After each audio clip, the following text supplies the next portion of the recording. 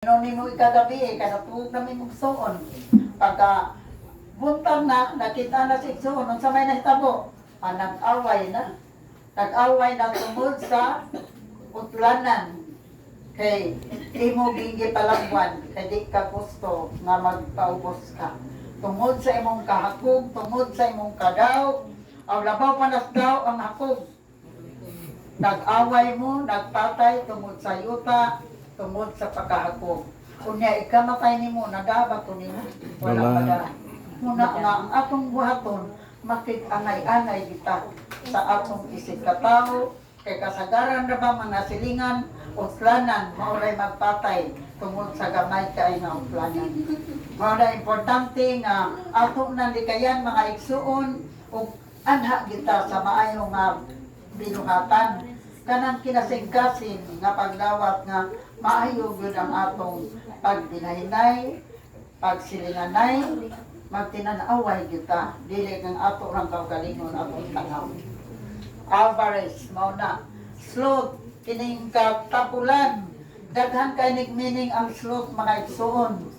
Tapulan mo trabaho, tapulan mo simba, tapulan mangumpisal, tapulan mag-ampo.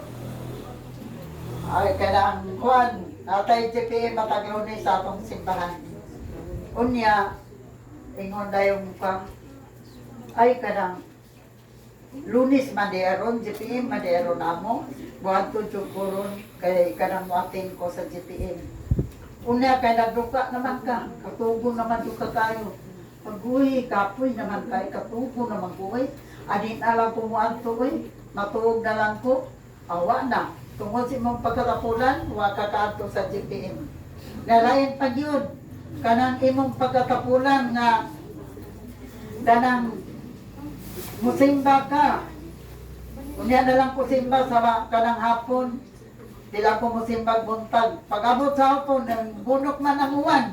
Awa na dyan ka kasimba. Hangtod, sa adlang Domingo, mamay pangayos Ginoo, wala ka kasimba tungod sa imong pagkatapulan. Kanang tapulan, kada pong tapulan mo trabaho, kinahanglan magpugi po ang trabaho. Kaya, kung dili sa kamo trabaho, kung saan man mo pagkapuwi. Kinahanglan mo trabaho ta, di ta magtinapulan, di ta magtinapulan mo ampo, mo simba, tanan nga mga buhat, nga mga maayo, atong buhaton, kinahanglan magpugihon ta, dili ta magtapol-tapol. O mao to ang 7 ka